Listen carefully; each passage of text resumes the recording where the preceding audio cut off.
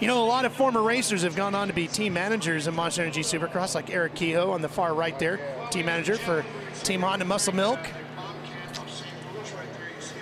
And of course, the man, as he's known, Roger Decoster, the 5-time 500cc motocross world champion, has been tutoring Ryan Dungey all the way through. Spent a lot of time getting Ricky Carmichael championships. Carey Hart's had a lot of success on and off the track in a variety of endeavors, but he was a big-time pro racer before he became world-renowned for many other things. And Jeff Ward, 2-time Supercross champ, one of the many titles he won in his AMA competition, now has his own team. And Mike Larocco, 10 career Supercross wins. We spoke to these guys about how they have found out that there's some new challenges when you shift from being a rider to the management side.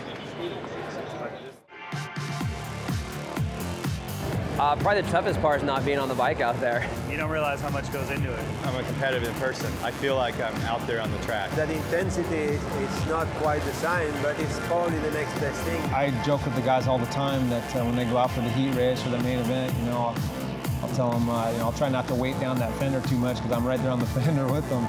Well, I think the difference with me being an ex-rider is the fact that, you know, I can understand what these guys are going through, you know.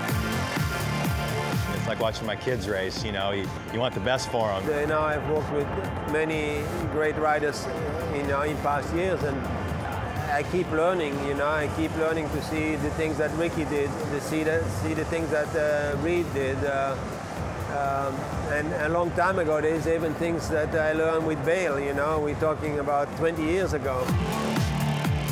It's not always about just go out and race and win. You know, I mean, these guys get a lot of pressure put on them, and sometimes whether the equipment's not on par or maybe the setups aren't right, you know, I have compassion for these guys. I know what they're going through. And you see things, and yeah, you get upset, stuff happens, but you know, then I go back to the rider's side, I got to put myself in their shoes of what they're feeling. You know, they're upset that they fell. So you got to give them positive feedback and get them going and forget about it to get going. Being a rider myself, you know, I have a pretty good perspective of what the team wants and what the riders need, so it just kind of seems like a really good fit. It's a fine battle, but no, I'm really enjoying it. You know, I just feel like I'm one of the guys here, and I still feel like I'm a rider, but I think this is my name in the sport, and coming back to do something that I think I can do well is really fun. Not really realizing how much went into it as a rider. I have a whole new respect for, like I said, teams and what it takes to provide the rider with what they need to win. The riders, they should realize how good a job they have, you know. You're making a living by doing what you would be doing anyhow for fun, and I think it's a great job, and you should enjoy it while you're there, you know, because it doesn't last that long.